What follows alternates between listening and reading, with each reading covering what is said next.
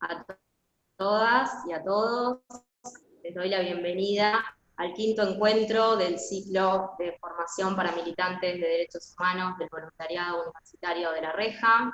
Yo me presento, mi nombre es Paola Di Silverio, yo soy abogada, soy militante de La Reja y me desempeño como asesora en el Patronato de Liberados bonaerense. Quiero agradecerles la presencia a los expositores en esta jornada, a Lucía Portos, a Ariel Gornia y a Tati Carmona.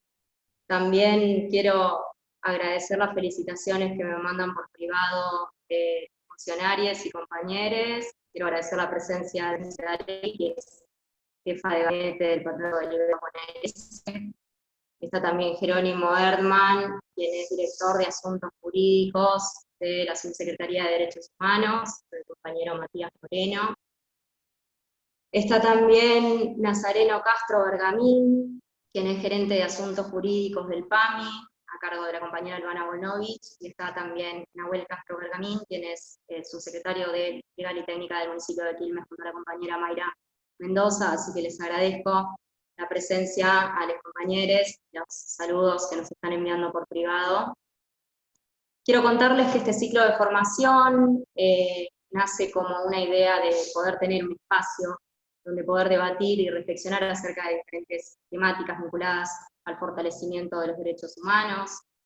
Se pensó primero como una instancia de formación interna para los militantes. Sabemos que con el contexto actual que estamos atravesando en esta pandemia no podemos vernos personalmente, pero aprovechamos el modo virtual para poder hacerlo y seguir formando. Así que, bueno, hoy la temática que nos toca es identidades diversas. Nosotros, como voluntariado universitario La Reja, para quienes no nos conocen, somos un voluntariado universitario de educación en contexto de encierro, que nace en el año 2014 a partir de una convocatoria del Ministerio de Educación de la Nación sobre proyectos educativos. Salimos seleccionados y es desde ese entonces que militamos estos espacios en contextos de encierro, especialmente en las unidades penitenciarias de La Plata y alrededores. Nosotros somos talleristas de educación cívica y derechos humanos y también hemos organizado jornadas de donación de material de estudio y de libros para diferentes unidades. Y bueno, este año, y antes de declarada la pandemia, teníamos pensado iniciar nuestro ciclo de talleres como lo hacemos todos los años, pero bueno, por circunstancias de público conocimiento no hemos podido llevarlo a la práctica, así que estuvimos moviéndonos por otros lados, articulamos con la SUBSE de Derechos Humanos de la provincia y con orgas amigas, compañeras, para hacer donaciones de elementos de higiene y de limpieza en las unidades 1, 8 y 9 de La Plata. Y bueno, estamos ansiosos por empezar a dar nuestros talleres cuando se pueda, cuando termine todo esto. Ha sido un año diferente y difícil para todos, pero bueno, ahí estamos. Nosotros como voluntariado estamos en las redes sociales, nos pueden encontrar como voluntariado universitario La Reja en Facebook y como @lareja.nlp en Instagram. Así que bueno, lo que hoy nos compete es la temática de identidades diversas. Vamos a poder conversar con Lucía Portos, con Tati Carmona y con Ariel Gornia, a quienes agradezco nuevamente su presencia en la jornada de hoy.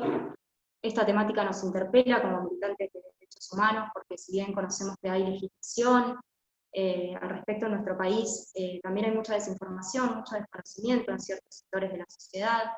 Nosotros sabemos acerca de las violencias, muchas veces invisibilizada y naturalizada, y discriminación de la que sufren muchas veces la comunidad LGBTQ+. Sabemos que el encierro muchas veces empeora y acrecienta las violencias y discriminaciones. Sabemos de la violencia institucional. Nos preguntamos, como militantes de derechos humanos, por qué a nuestras compañeras trans siguen alojando en espacios que son para hombres en las unidades penitenciarias. Y también pensamos qué desafíos, estrategias, aportes podemos como militantes y como trabajadores de derechos humanos poder pensar en este sentido. Así que ahora voy a darle la palabra a Lucía Portos, quien es subsecretaria de Políticas de Género y Diversidad Sexual del Ministerio de las Mujeres de la provincia de Buenos Aires. Gracias. Gracias a vos, compañera. Bueno, muchas gracias a todos por estar hoy a la tarde en esta conversación. La verdad es que el tema del encierro y la cárcel es un tema que me parece que amerita una reflexión por parte de todos los militantes del campo nacional y popular, y sobre todo de quienes nos reivindicamos feministas, ¿no? Digo, me parece que hay, yo tengo una frase que la digo seguido, que es, si somos feministas y lo vamos a tirar al patriarcado, eso no puede dejar exceptuada a la cárcel como institución, ¿no? Digo, me parece que quedar con el feminismo en la puerta de la cárcel es olvidar lo que significa el encierro, lo que significa la cárcel como institucionalidad y también como sistema. Y en ese punto, digo, por ahí el aporte que yo quisiera hacer hoy tiene que ver con la idea de la selectividad, ¿no? El sistema necesariamente es selectivo, cualquier sistema es selectivo, y la cárcel también lo es. No estoy diciendo nada nuevo que los estudiantes de Derecho no hayamos leído, pero esa selectividad tiene una arista mucho más cruel cuando se trata de mujeres y de personas de la comunidad LGTBI, sobre todo para las compañeras travestis y trans, ¿no? Esa selectividad se torna imposible de romper, se llena de silencios, se llena de prejuicios, se llena de violencias anteriores que se acumulan a la idea del encierro, y entonces la selectividad del sistema se vuelve en realidad perversa, y no hay ninguna posibilidad de escapatoria para un sector de nuestras compañeras. Y me parece que es muy interesante y muy importante que quienes estudian distintas carreras profesionales en una universidad tan importante como la Universidad Nacional de La Plata puedan atravesar en algún momento una instancia de voluntariado en las cárceles, porque realmente me parece que ahí terminamos de conocer la parte oscura o la parte velada de nuestro Estado, ¿no? De nuestro diseño institucional. Una parte que habitualmente no se muestra, una parte que habitualmente no conocemos, y quien no tiene un familiar en situación de encierro no sabe lo que sucede adentro de una cárcel, y esto también nos interpela no solamente cómo accionar como militantes adentro de la institución, sino también cómo comunicar hacia afuera qué es lo que pasa adentro de la cárcel. Y creo que en ese sentido, como feministas, tenemos que empezar a pensar nuestra rápida respuesta punitiva, ¿no? Digamos, hay como un reflejo punitivo dentro de los feminismos frente a algunas situaciones que obviamente son de violencias por razones de género, y esos reflejos primarios, esos reflejos casi instintivos, pero sociales, ¿no? No instintivos desde lo biológico, sino instintivos desde lo cultural, desde lo social. Esos reflejos hay que cuestionarlos también como feministas, porque, digamos, no podemos cuestionar la cárcel cuando le toca a nuestras compañeras y no cuestionarla cuando le toca a los varones violentos, ¿no? Digo, si no tenemos expectativas de resocialización, también nos lleva a pensar, digo, bueno, es lo que estamos pensando en el Ministerio, en alternativas vinculadas a la reflexión y a la posibilidad de resocialización para los varones, incluso aquellos que han cometido hechos de violencia por razones de género, intentando siempre estrategias de prevención, ¿no? Prevención de los nuevos hechos. Entonces, un poco poniéndolo en este marco, yo en ese sentido tengo una posición política tomada frente a la cárcel. Para mí la cárcel es un instrumento que justamente tiene que ver con el descarte y con el chivo expiatorio de las cosas que funcionan mal en nuestra sociedad, y siento que como feministas tenemos que hacernos la pregunta, bueno, si no es la cárcel, ¿qué es? ¿No? Si no es la cárcel, ¿cuál es el método? No lo tengo resuelto, ni lo sé, y la realidad es que frente a algunos hechos aberrantes, a mí también me conmueven y pienso, bueno, que esté preso toda la vida, ¿no? Digo, cuando hablamos de un femicida o de un violador. Y me parece que en este diálogo con nosotras mismas, saber de primera mano qué es lo que sucede adentro de las cárceles es una tarea de las y los militantes, porque ahí podemos juzgar con información genuina a qué sometemos a las personas cuando las sometemos a la situación de encierro, ¿no? Y entonces, bueno, y lo digo porque me parece que es interesante aclarar quién es una y de dónde se habla. Me resulta importante decirles a ustedes que yo no tengo resuelto, no tengo resuelto internamente cómo se solucionan los problemas sociales si no contamos con la cárcel como herramienta cuando estos problemas nos desbordan, ¿no? O cuando las conductas individuales desbordan los criterios de convivencia mínimos que tenemos entre todos.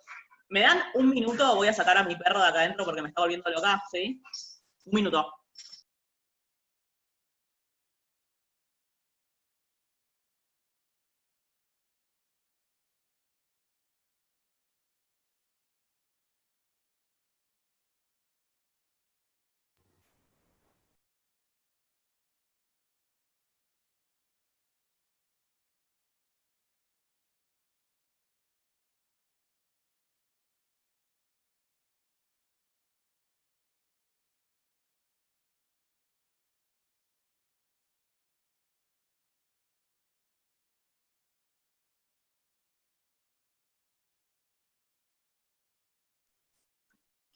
Ahí está, se metió abajo el sillón igual y no lo pude sacar, así que no sé. Me domina absolutamente. Bueno, entonces digo, me parece que es importante hacer un poco este panorama y contarles también qué es lo que nos encontramos nosotras cuando asumimos en el ministerio en términos de la población, que especialmente nos compete y sobre todo en la temática de la charla, porque también es interesante ver el proceso que hemos podido hacer en estos meses respecto de la población de mujeres mujeres cis en situación de encierro y las compañeras travesti trans. Por supuesto, con todo lo que falta por delante y en coordinación absoluta con el Ministerio de Justicia de la Provincia de Buenos Aires, sobre todo la subse de Derechos Humanos, que creo que está Jero por ahí.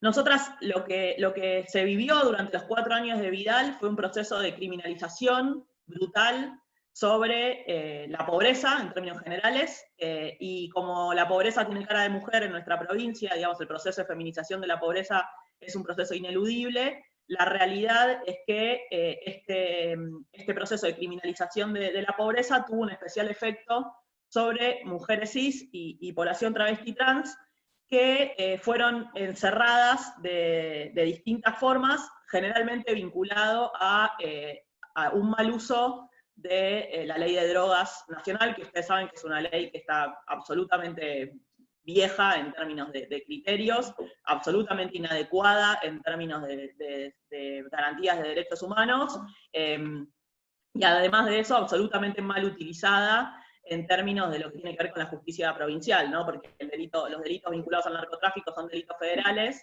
y lo que queda como residuo de esos delitos federales son los delitos vinculados al narcomenudeo, y esos delitos vinculados al narcomenudeo que se combaten en la famosa lucha contra el narcotráfico, terminan criminalizando a personas que venden o que supuestamente venden, y esta venta es la única opción, fue la única opción durante los 4 años del gobierno de Macri para sostener la vida de nuestras compañeras en nuestros barrios. Por la degradación. Nunca está al lado tuyo. No, lo tengo siempre al lado. Por la degradación de las posibilidades de empleo, por la pérdida de trabajo y también por la degradación del tejido social que se fue dando en nuestros territorios. Y la verdad es que me parece que hemos hecho poco, y por ahí estaría bueno también ponerlo como una tarea para el futuro, para conocer los efectos que ha tenido el encierro en la vida de las mujeres, incluso aquellas que han pasado solamente, y digo solamente entre comillas, 2 o 3 años en situación de encierro, porque han sido beneficiarias por la política de mejora de la situación carcelaria de nuestro gobierno, que arrancó desde el primer momento, pero que se profundizó, ustedes saben, mucho con la pandemia, la idea de que no podía haber situación de hacinamiento, entonces teníamos que resolver rápidamente la salida de las personas de la cárcel, y así fue que muchas compañeras obtuvieron libertades, ya sean libertades asistidas, o domiciliarias, o libertades definitivas en el marco de sus procesos. Y esto es interesante porque, digo, para contar algunas historias, ¿qué es lo que sucede cuando una mujer que tiene hijes a cargo va presa? Lo que sucede habitualmente es que esas compañeras son compañeras que son responsables, jefas de hogar, de hogares monomarentales, que llegan a la situación de tener que narcomenudear porque no tenían otra forma para sostener su vida, y lo que sucede cuando van presas es que sus hijos quedan en el barrio sin nadie que guíe o que cuide, ¿no? Porque es un trabajo de cuidado, sin nadie que los cuide, y lo que termina sucediendo es que esos mismos hijos terminan en las mismas redes de narcotráfico en las que estaban sus madres, y se pierden la escuela, hay casos de embarazos adolescentes. Les digo los casos que nosotras pudimos acompañar, y en una generalidad, ¿no? Después obviamente hay que ver caso por caso, pero lo que sucede es que los hijos, quienes estaban en edad escolar, pierden el secundario, los más grandes terminan vendiendo en la misma red que estaba vendiendo la madre, el Estado completamente ausente, y después, frente a eso, hay otra respuesta, que es la respuesta de te vas a tu casa con una pulsera, ¿no? Y el irse a la casa con la pulsera también fue durante los años del gobierno de María Eugenia Vidal, un abandono completo por parte del Estado. Ahí está Flor Titatelli también, que sabe bien de lo que estamos hablando, donde, por ejemplo, en mi distrito, en Pilar, teníamos alrededor de 50 mujeres que estaban con pulsera en la calle. En su casa, el municipio ni siquiera enterado de la existencia de esas 50 mujeres, y esas 50 mujeres en absoluta situación de abandono, sin poder salir a trabajar, sin poder salir a comprar, sin poder salir al ANSES para hacer trámites por asignación universal por hijo, y liberada a la buena voluntad de la familia, que generalmente no es buena voluntad, sino que lo que sucede es que hay situaciones de explotación, incluso sexual, en torno a estas compañeras que están presas con la pulsera en la casa. Toda esta situación es la situación que nosotros encontramos cuando empezamos a recorrer las cárceles de la provincia de Buenos Aires vinculadas a mujeres cis. Y cuando empezamos a hablar con las compañeras travestis trans que están tanto en Batán como en Varela, como también en pabellones de varones, como recién decía Paola, en algunas otras cárceles de la provincia, nos encontramos con una situación bastante similar, pero de muchísima mayor vulnerabilidad, porque una desatención del Estado absolutamente brutal, ni camas, ni frazadas, ni medicamentos, ni acceso a la salud, ni continuación de los tratamientos de hormonización, ni una comprensión especial respecto de lo que la población necesita para poder acceder a la salud. Sabemos que es una población muy afectada por el VIH, una población que además tiene muchas veces infecciones vinculadas al uso de aceites industriales en el cuerpo, una situación de vulnerabilidad que además se complejiza porque las compañeras, y esto supongo que es un tema que ya estaremos atendiendo tanto desde el RENAPER como el registro de las personas, las compañeras están presas y no tienen documentos. Entonces, la realidad es que el Estado tiene presa gente que no sabe quién es. Hay compañeras que fueron presas, pasaron todo su tránsito carcelario, salieron de la cárcel y nunca tuvieron documentos. O sea que el Estado puede haber metido presa a fulana o a mengana, ¿no? Digamos, la identificación no se cumple ni siquiera con el primer derecho, que es el derecho a la identidad de las personas, y esto muchísimo más agravado cuando se trata de población travesti trans, porque sabemos que además la cuestión identitaria recién comienza a regularizarse en el año 2013 a partir de la sanción de la Ley de Identidad de Género, que si bien es un derecho que se ha popularizado y que se ha masificado, no todas las compañeras han hecho uso de ese derecho por la posibilidad económica o incluso de información de poder hacerlo. Es decir, que tenemos compañeras que están en cárceles de varones porque sus documentos todavía son con el nombre masculino, y otras que directamente están ahí porque es un mecanismo de tortura más que tiene el Estado. Y además hay otros desafíos que comienzan a suceder en estos años, que es todas las personas que no se identifican ni con los géneros binarios, o sea, no se identifican ni como mujeres ni como varones, ni tampoco son identificables como población travesti trans. Por ejemplo, tenemos casos de personas intersex que están en situación de encierro, y que eso sí nos genera, digo, y me parece que ese sí es un interrogante, más allá de toda la crítica y de todo el cuestionamiento que podemos hacer hacia la cárcel como institución, sí hay para el Estado en su conjunto una enorme pregunta respecto de cómo vamos a ir resolviendo la institucionalidad con personas que no encajan en los dispositivos que el Estado tiene propuestos en términos de género, ¿no? Entonces, ahí empieza a haber una conversación o una comunicación, porque, por ejemplo, en el caso de esta persona intersex, el planteo es que vaya al pabellón de mujeres porque es la garantía de que no lo maltraten, o que vaya al pabellón de varones, que es con el que él se siente identificado, sabiendo que en ese lugar va a recibir maltrato,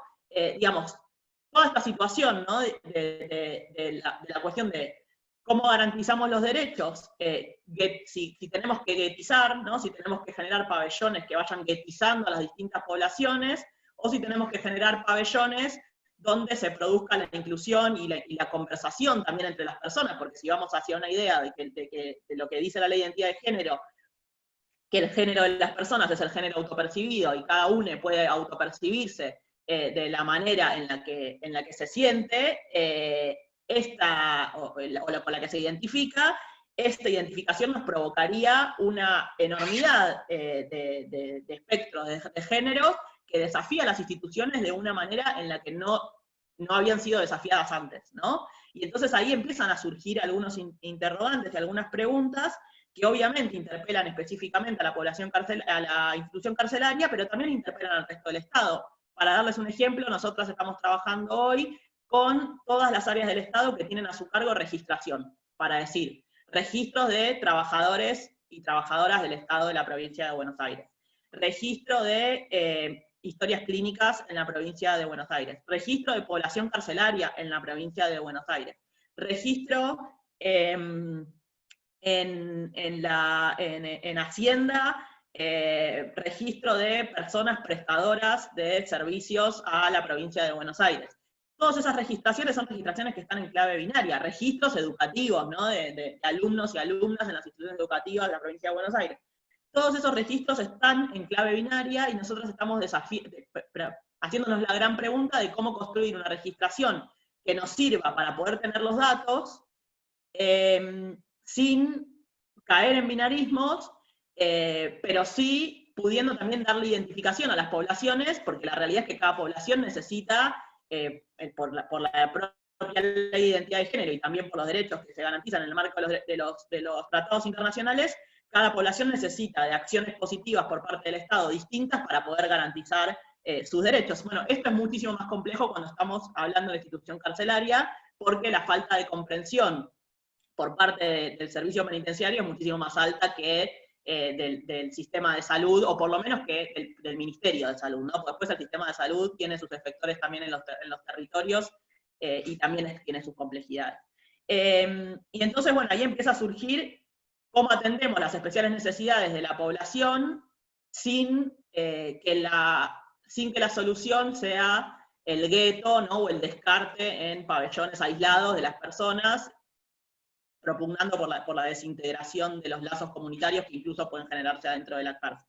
Todas estas son preguntas que se las voy dejando porque la verdad es que no las tenemos tampoco tan resueltas, y lo que tratamos de hacer en el marco de la emergencia de la situación carcelaria es aconsejar siempre que la prioridad sea la seguridad de las personas, ¿no? Digamos, que la prioridad sea que las personas la pasen lo menos mal posible adentro de la cárcel, y eso significa generalmente resguardar a las personas en pabellones de los llamados poco conflictivos. Pero es cuando estamos pensando en la construcción de nuevos pabellones, que es lo que anunció el gobernador, y estamos pensando en una reforma del sistema carcelario, y estamos pensando en la ley Micaela para el servicio penitenciario como herramienta, tenemos que empezar a hacer estas preguntas, porque también es cierto que la formación de pabellones especiales en algún punto genera el descarte del sistema por parte de aquello que no comprende, bueno, va todo ahí acumulado y va moviendo, ¿no? Y no genera ningún desafío respecto de la integración social y la supuesta resocialización que debería suceder adentro de la cárcel. Y después me parece que el otro gran desafío que tenemos hoy es la posibilidad de comenzar sino continuar algunos trabajos que ya se vienen haciendo, pero profundizarlos muchísimo respecto a la cuestión del ejercicio de las masculinidades al interior de las cárceles. No solamente para aquellos varones que están presos porque han cometido delitos vinculados a las violencias por razones de género, sino también para todo el resto de la población carcelaria masculina, que saben que es casi, no sé si me equivoco, pero creo que es casi más del 90% de la población. Los últimos números que nosotros teníamos eran de 50.000 personas en total, 5.000 de ellas eran mujeres o población LGTBI, así que saben que 45.000 hay 45.000 varones adentro de la cárcel, o había, ahora debe haber menos.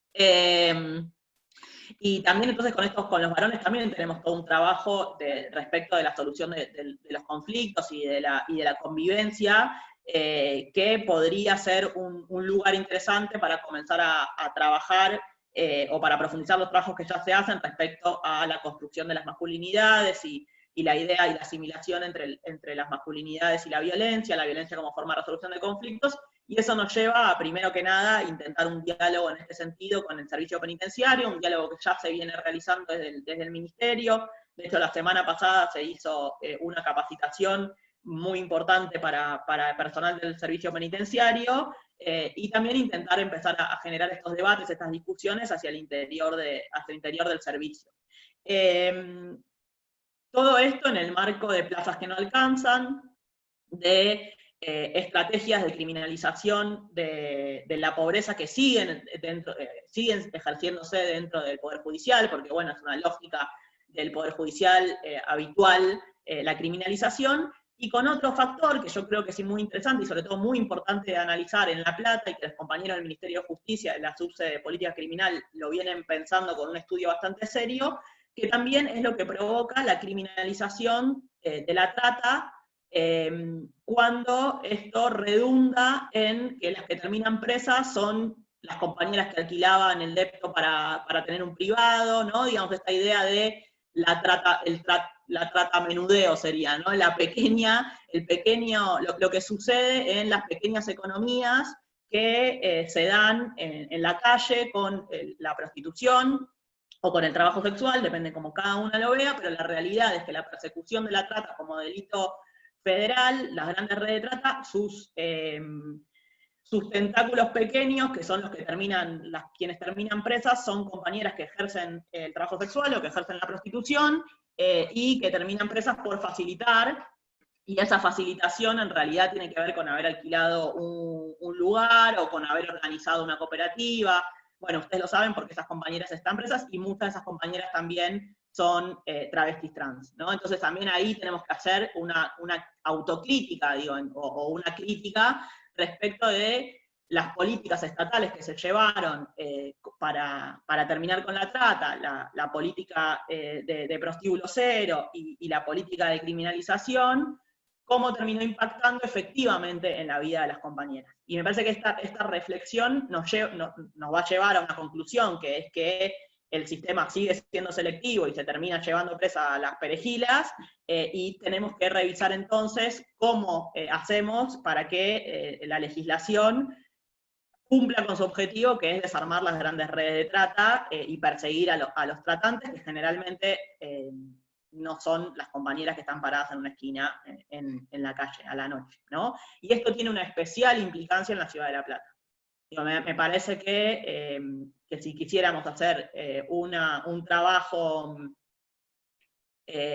acabo de ver a Lucas. Hola, Lucas. Ahí está, Lucas Clark. Digo que si quisiéramos hacer un trabajo que sea verdaderamente... digamos, de un lugar, de un punto clave para analizar lo que sucede con la legislación federal vinculada a la persecución de la trata de personas, me parece que la ciudad de La Plata es una ciudad especialmente afectada por esta criminalización, y donde podemos hacer un trabajo real respecto de qué impacto tiene en la vida de las mujeres cis y de la población LGTBI, especialmente las compañeras travestis trans que están en situación de prostitución o de trabajo sexual. Nosotras, por la pandemia, ya con esto termino, por la pandemia fuimos convocadas a participar del operativo interministerial de abordaje de un barrio afectado por COVID, que es el barrio Cabezas, ustedes lo conocerán, está ahí entre Berizo y Ensenada.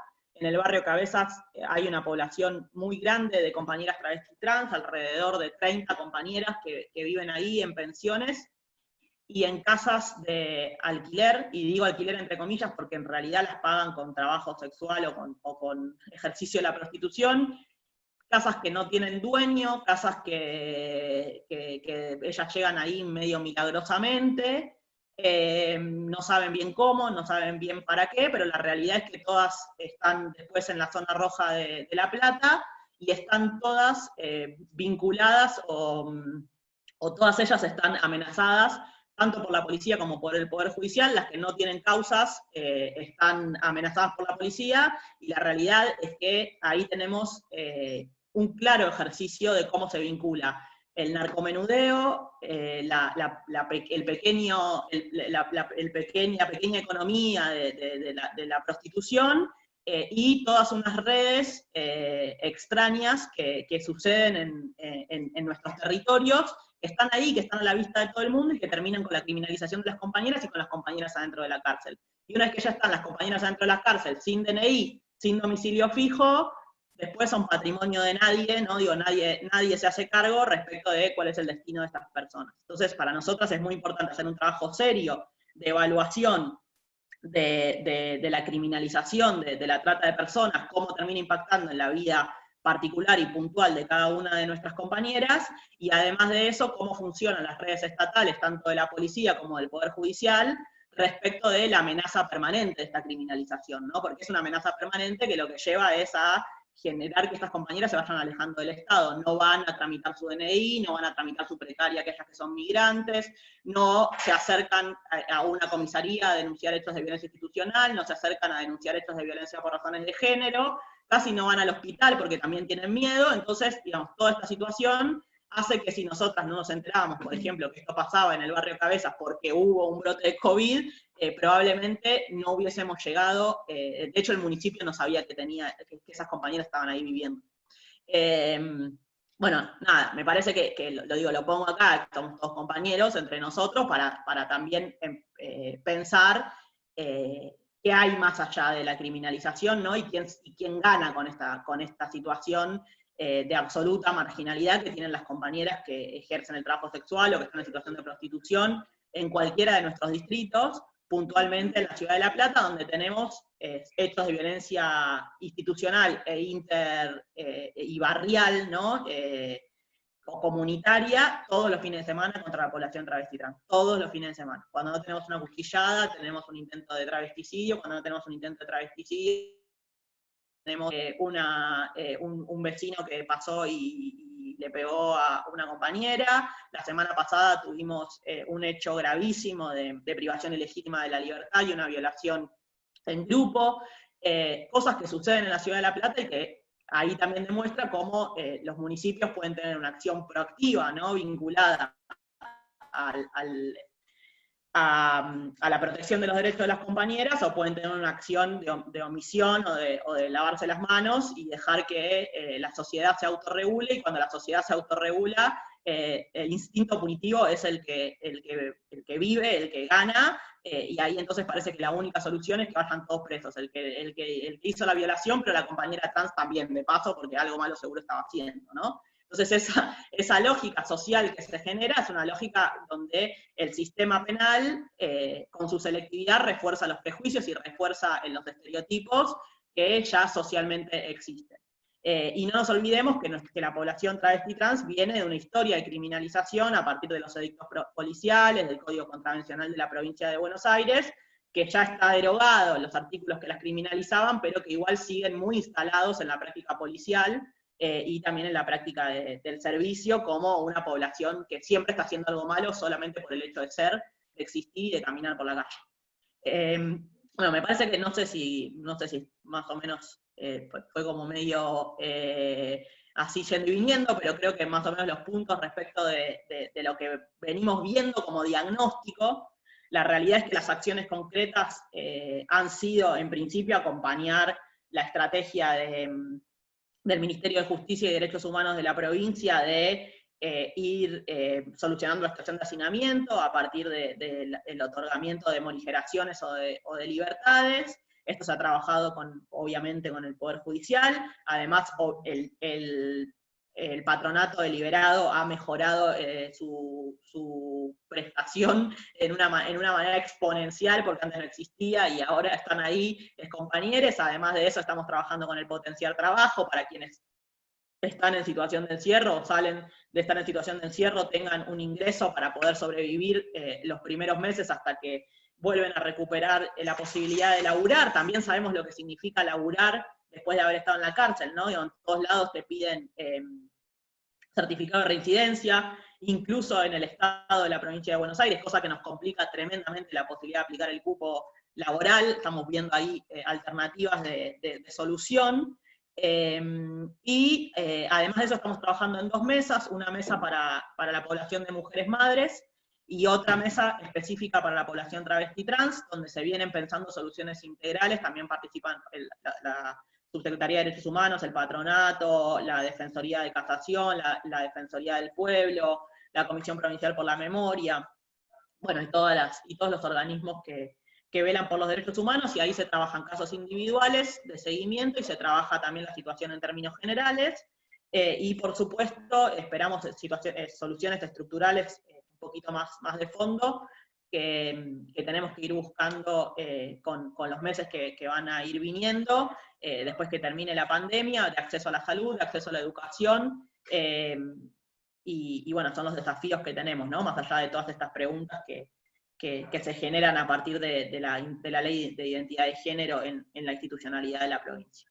No sé si estuve bien, si contesté, no hubo ninguna pregunta, pero por las dudas, si las había en sus cabezas, si las contesté, y si no, las seguimos tratando después. Gracias.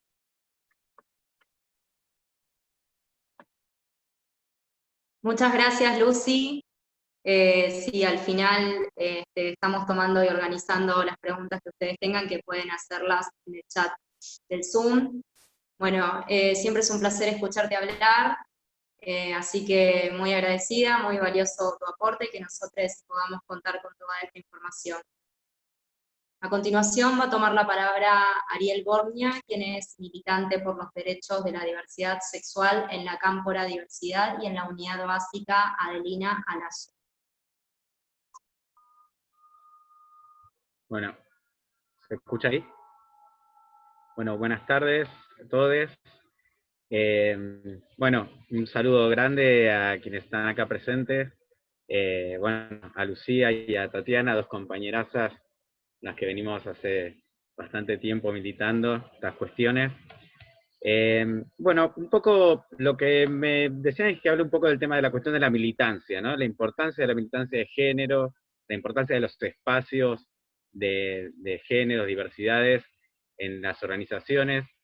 Y la respuesta es esta. La respuesta es que estamos acá reunidos y reunidas y reunidas, un grupo de estudiantes que están trabajando con personas en situación de cárcel y que se están replanteando todas estas preguntas. Tenemos una compañera en el ministerio pensando estas preguntas, y esa es la importancia de los espacios. Nosotros tenemos que disputar la agenda de las discusiones, ¿sí? Desde la diversidad. La diversidad de género tiene que ser discusiones, además, que se interrelacionan con el resto, ¿no? de las áreas de militancia.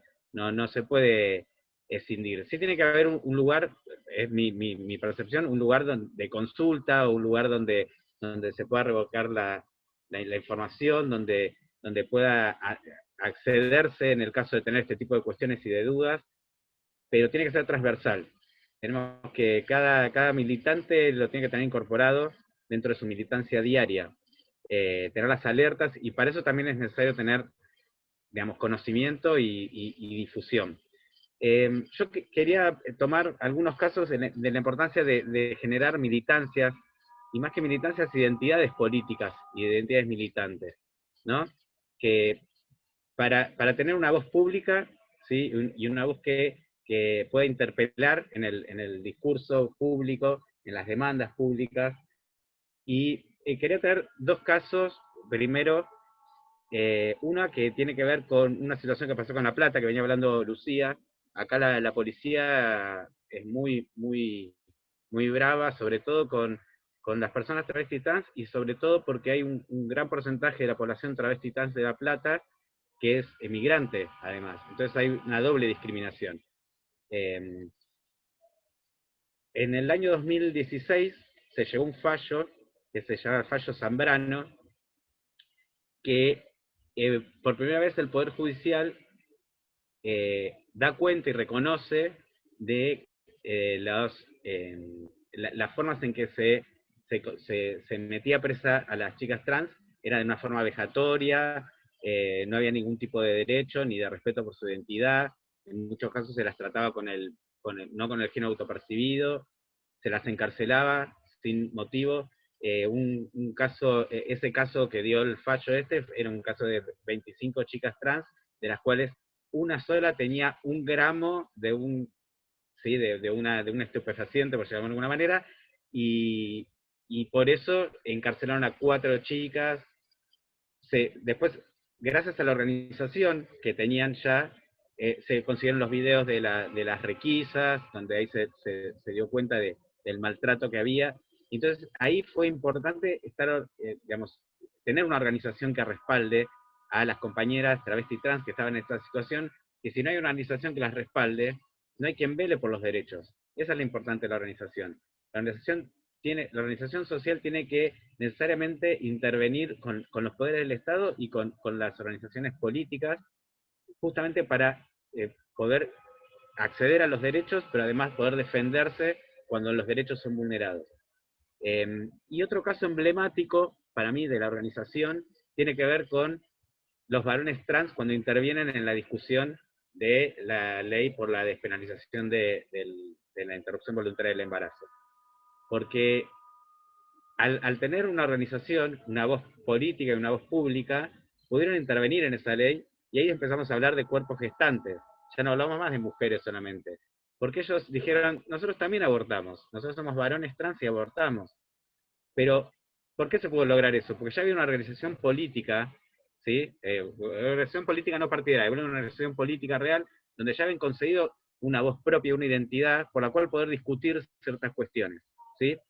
Y esa identidad empieza a tener visibilidad. Entonces, cuando un grupo de estudiantes que está haciendo un voluntariado en una cárcel se encuentra con esta identidad, no la desconoce, por lo menos no la desconoce con nombre, quizás la desconoce más íntegramente, pero bueno, ahí tiene lugares a recurrir en donde puede, pero necesariamente tiene que estar interesado primero, ¿sí? Para poder lograr una solución integral. Y saber que hay lugares a los que puede recurrir, donde hay espacios que se van a poder nutrir de esa información y van a poder brindar una mejor asistencia y un mejor logro de los derechos de la persona que está siendo generalmente vulnerada en sus derechos, que generalmente es a donde vamos. Eso por un lado. Por otro lado, pensaba también en las infancias trans, ¿sí? Qué importante, o sea, es una organización que tiene pocos años, y hace pocos años que estamos pensando en las infancias trans como sujetos de derecho también, ¿sí? Por un derecho, acá estamos quizás en otra institución, que es la escuela, ¿no? Donde estamos pensando en sus derechos, pero también podemos pensar qué pasa con una nena, un nene trans, cuando su madre o su padre van presos, o tienen que quedar bajo la tutela de sus padres. Digo, ¿no? O sea, hay una problemática que se desata, pero para poder resolver esa problemática hay que tenerla en cuenta. Y como militantes integrales, tenemos que poder llegar a detectar ese tipo de situaciones, ¿sí? Y saber que hay lugares a los que podemos recurrir, que son los lugares donde hay una organización social o política, ¿sí? Que va a poder brindar la información o que va a poder brindar el apoyo necesario para que se pueda resolver la situación que se presenta. Por eso me parece que es importante. Y también es importante que como militantes también de la diversidad, que podamos también tener una representación política. Que haya personas trans en el Congreso, personas trans en el Ejecutivo, personas trans en otros espacios, miradas desde ese lugar. La diversidad tiene que ver con una mirada que corte el prejuicio o lo establecido, ¿sí?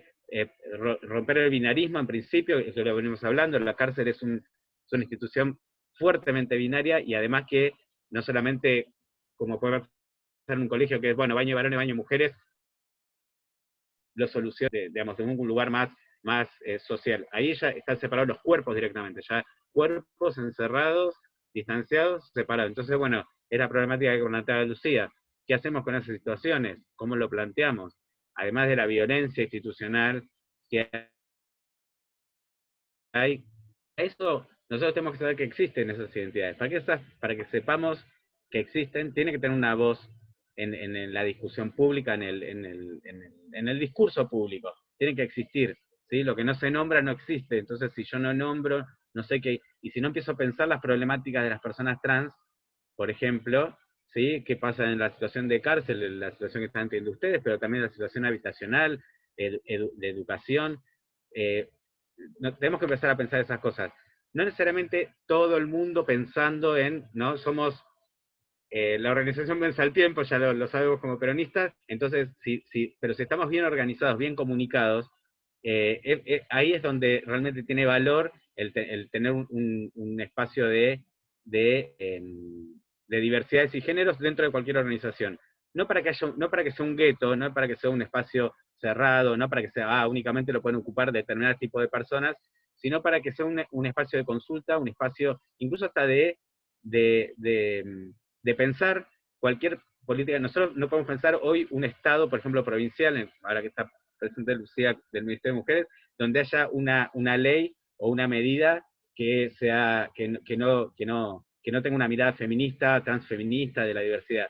Ya no es posible, pero no es posible porque por muchas cosas, porque venimos militando, ¿no? En organizaciones, toda la cuestión de la diversidad y del género. Pero además, nosotros, incluidos dentro de un proyecto político, militamos para que ese proyecto político esté en el Estado y en el Estado garantice eso. Si hoy no estaría el Frente de Todos en la cabeza de Axel en el gobierno de la provincia de Buenos Aires, no tendríamos Ministerio de las Mujeres. O sea, es todo, son las dos partes. Como militantes de la diversidad, generar los espacios dentro de nuestros propios partidos, ¿sí? Dentro de nuestros propios espacios de militancia, para que se discuta la temática, ¿sí? Y para el resto de la sociedad convertirnos también en una especie de lugar de consulta, ¿sí? Y de espacio de visibilización y de que podamos participar en ciertas discusiones que tienen que ver con cuestiones que venimos trabajando por ahí más desde un espacio más que cada uno va eligiendo, digamos, así como si hay una cuestión que tenga que ver con cárceles, por ahí vamos a recurrir a la reja que está trabajando con esa temática. Si hay una cuestión de diversidad, nos convocan a Tatiana, a Lucía, a mí que venimos militando en esta cuestión. Entonces, pensar en eso, no pensar como estancos, digamos, como lugares estancos, separados, donde, no, es mi kiosquito, me toca a mí, no te toca a vos. No, todo lo contrario, que estemos en continua comunicación como para poder intervenir en lo que haya que intervenir, porque en definitiva lo que buscamos es que haya mayor igualdad, bueno, que cada persona tenga acceso a sus derechos y la posibilidad de ser feliz. No sé, parece medio romántico, pero me encanta. Pero hay que ser felices. Y bueno, básicamente eso es lo que me han pedido hablar para mí, es la diversidad tenga carácter bien de discusión, tenemos que intervenir. No, lo que nos pasó recientemente, este caso bueno, del diputado que renunció finalmente, pero bueno, que tuvo toda esta situación, y que asumió su cargo una feminista, parte de hijos, y esa persona estaba como suplente en una lista. Bueno, ¿qué pasa con las listas? Empezamos a replantear qué pasa con las listas desde nuestra mirada transfeminista, diversidad, empecemos como a poder intervenir.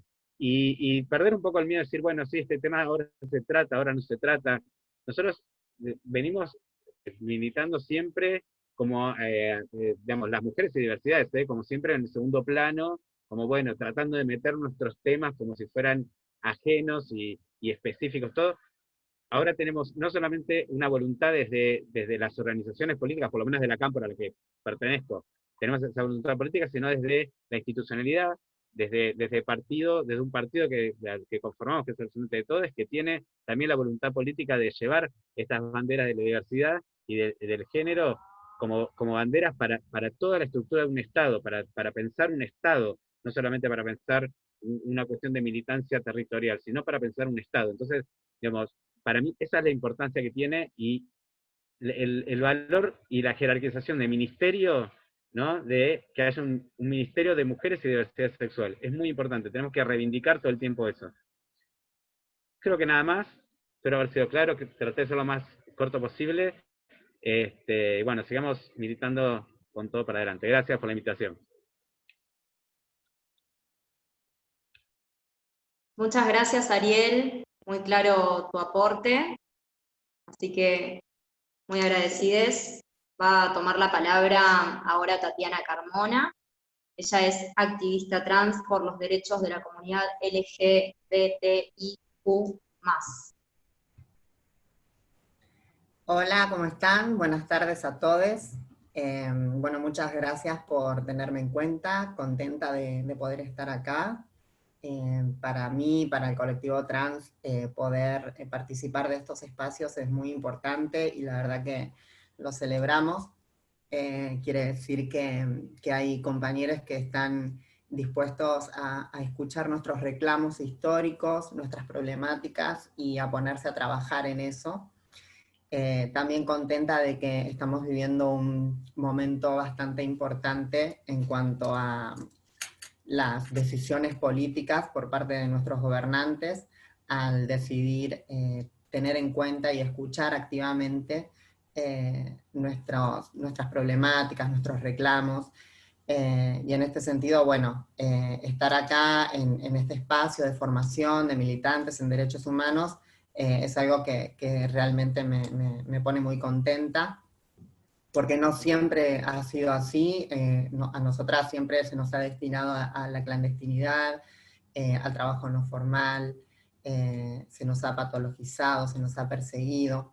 El Estado siempre nos ha leído de una manera lejana a las perspectivas de derechos humanos y de diversidad. Siempre nos ha leído como un problema que hay que erradicar, ¿no? Y al escuchar ciertos reclamos, ciertas problemáticas de los vecinos en cuanto a nuestro colectivo, la única manera con la que respondían era con la policía, ¿no? Y esto aún hoy sigue pasando, pero somos conscientes de que estamos en un contexto totalmente distinto, y esto nos para de manera distinta como militantes, como activistas, para poder conocer cuáles son las realidades de este colectivo tan vulnerado. Así que está bueno que nos podamos formar en estas cuestiones, y más precisamente y particularmente el tema de las compañeras trans o compañeros trans que están en situación de encierro. En cuanto a eso, yo quería decir que la cárcel es como un lugar más de todo ese circuito de vulneraciones y de violencias que nuestra comunidad vive desde el momento en que nacemos, ¿no? Toda la exclusión, la discriminación, la violencia institucionalizada se traduce en no poder acceder a un estudio, a no poder terminar nuestros estudios, a terminar en la calle como el único lugar en donde podemos desarrollarnos, ¿no? Como personas, y que eso trae aparejado un montón de cosas que tienen que ver con el consumo, con más violencia, con la persecución policial, y cuando tenemos que buscar nuestra autonomía, lo primero que encontramos, la primera salida es el trabajo sexual, y la mayoría de nuestras compañeras ejercen la prostitución, o están en situación de prostitución, o ejerciendo la prostitución, como se lo quiera llamar, y todo eso trae aparejado que después no tengamos acceso a la salud, que nos curemos entre nosotras mismas, que tengamos miedo de ir a un hospital porque nos pueden discriminar, y a medida que van pasando los años nos vamos enfermando, nuestros cuerpos ya no son consumidos, entonces optamos por otras actividades que tampoco son legales, o que también son clandestinas, y por eso nos encarcelan. Y dentro de la cárcel se siguen reproduciendo y se acrecientan estas vulneraciones de derechos, y la mayoría de las compañeras nos sentimos solas como siempre, pero en un contexto peor y más hostil, que es el de la cárcel, ¿no? Y todas estas violencias que venimos sufriendo desde chiquitas, las seguimos sufriendo en contexto de encierro. Seguimos sin poder acceder a la educación, sin poder acceder a un tratamiento médico, y cuando salimos, las que tenemos la suerte de salir, esto nos impacta y nos sigue perjudicando, ¿no? No es que salimos de ahí y vamos a cambiar y vamos a tener el acceso a todos los derechos, sino por el contrario. La mayoría de las compañeras que están detenidas por incumplir la ley de estupefacientes con fines de comercialización. Y bueno, y esto habla por sí solo también, tiene que ver con esto que les venía diciendo, ¿no? De cuáles son las actividades que tenemos como único destino y cómo se aprovecha eso. Hay todo un sistema que aprovecha eso para encarcelarnos, meternos presas y todo lo que sucede ahí dentro. El tema de las torturas, el tema de no poder acceder a una medicación, la desidia, el hacinamiento, no saber en qué etapa del proceso penal las compañeras están. Todo esto me parece importante que ustedes lo sepan, seguramente ya lo saben porque deben trabajar, han ido a estos lugares, a la cárcel y todo, por ahí capaz no con las chicas, pero bueno, seguramente es algo que se repite, es algo, un denominador común, pero principalmente las compañeras no tienen por ahí acceso a sus defensores oficiales, les cuesta mucho comunicarse con ellos o con ellas, capaz el procurador no va, pasan días que no va, entonces tampoco, y por ahí les llega una notificación, o por ahí a las 4 de la mañana las despiertan para trasladarlas, porque tienen que bajar a Comparendo, y eso es terrible también, porque las meten en un camión, salen a recorrer las diferentes unidades, en donde otros internes suben hasta que llegan al lugar, son atendidas, quizás no comen, y se tienen que seguir enfrentando situaciones violentas en todo ese trayecto también, ¿no? Y bueno, es importante que, como decía recién Ariel, que como compañeros militantes y activistas conozcamos estas realidades para poder pensar y para poder abordar esta problemática con perspectiva de género, con perspectiva de diversidad, de derechos humanos, y no desde una perspectiva por ahí como estamos acostumbrados, que es binaria. Y en este sentido, quería decir, como para analizar un poco esto, ¿no? De la cuestión de los pabellones, en donde están alojadas las compañeras. Digo, por ahí a veces nos replanteamos por qué las compañeras trans femeninas están alojadas en pabellones que están dentro de una cárcel de varones, y viceversa, ¿no? Cuando hay compañeros trans en cárcel de mujeres. Y me parece que está bueno poder corrernos un poco de esa mirada binaria que nos persigue y nos atraviesa desde muy chicas, desde que nacemos, incluso desde antes, cuando le hacen la ecografía a nuestras mamás y dicen que es un bebé o una beba, y cómo todo eso nos va determinando, ¿no? A lo largo de nuestras vidas. Y cuando llegamos a la cárcel, como muchas de nosotras, no puede pasar lo mismo, y tendríamos que tratar de problematizar o reflexionar sobre ciertas leyes, sobre ciertas normas, y poner el foco de atención en qué es lo que esa persona piensa, qué es lo que siente, dónde se sentiría más cómoda, más allá de lo que digan los papeles, de lo que diga su documentación, incluso de cómo se autoperciba, ¿no? Porque por autopercibirme mujer trans, ¿tengo que ir a una cárcel de mujeres?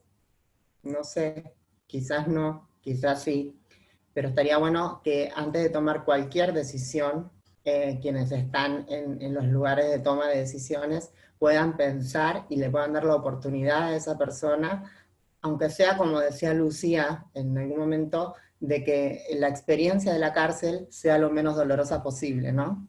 Y digo, también pensar eso de cuando las chicas tengan que tener que cumplir una condena, lo puedan hacer desde la mejor manera posible, y pensando en las socializaciones que hacen ahí dentro, pensando esto de las particularidades del colectivo trans, que por lo general las chicas la mayoría, la gran, inmensa mayoría de las chicas que están detenidas son pobres, son migrantes, no tienen relación con su familia, ya sea porque están en otro país, o ya sea porque la propia familia las excluyó, las discriminó, y no tienen lazos con el afuera.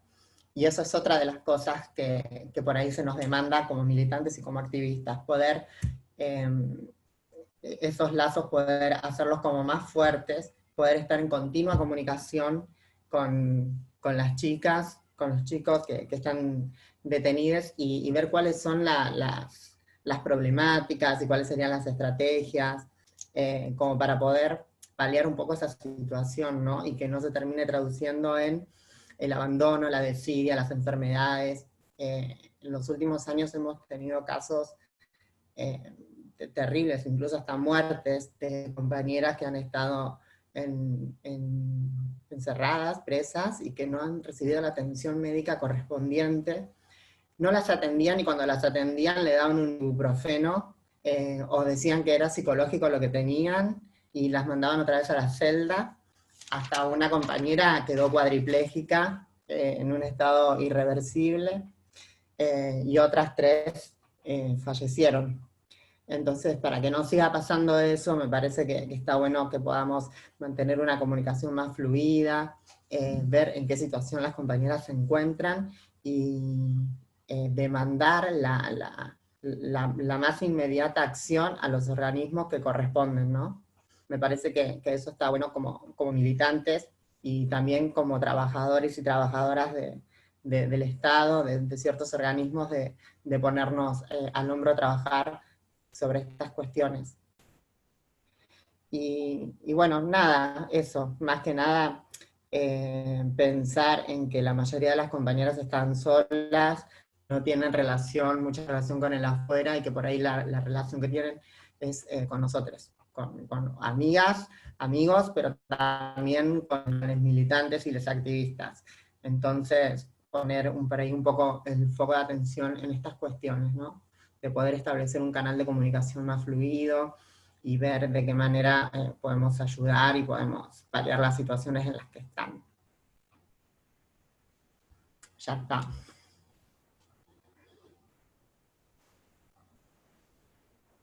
Muchas gracias, Tati, por tus aportes. Un placer haberte escuchado hablar. Bueno, están llegando preguntas en el chat del Zoom, pueden seguir haciéndolas.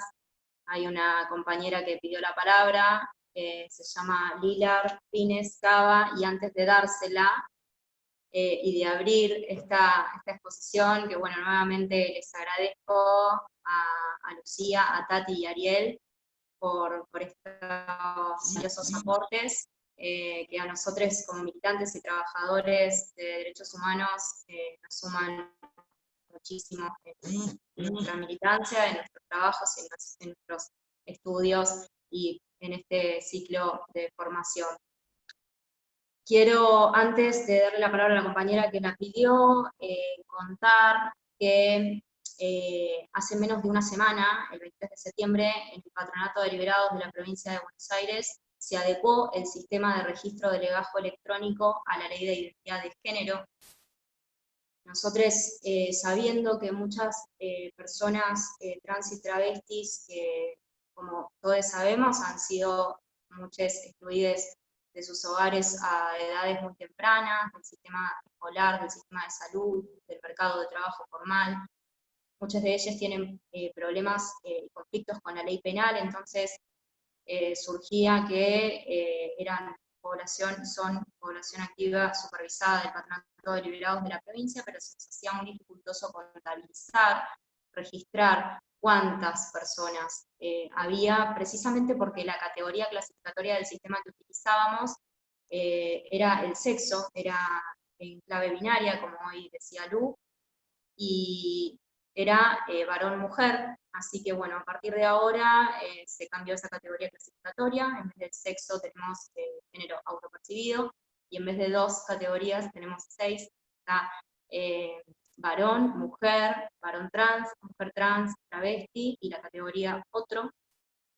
También se agregó una solapa para DNI extranjero, para todas aquellas personas que si bien tienen la ciudadanía argentina son de nacionalidad extranjera, y también se les ha explicado e informado a los trabajadores del Patronato de Liberados de la provincia, más que nada a aquellos que hacen tareas de prelibertad y de pregreso, con las personas supervisadas que están privadas de su libertad y próximas a recuperarla, que puedan indagar acerca de casos en los cuales las personas no hayan hecho la rectificación del DNI, en los casos en los que no lo hayan hecho, que le puedan preguntar por qué no lo hicieron, si fue porque no contaban con los recursos económicos para hacerlo, o por una cuestión de pudor, o simplemente porque no estaban en conocimiento, no sabían que tenían esa posibilidad, ese derecho que les asiste a poder hacer la rectificación de su DNI, de que su nombre pueda aparecer en su documento de identidad tal como ellos lo eligieron y como ellos se autoperciban.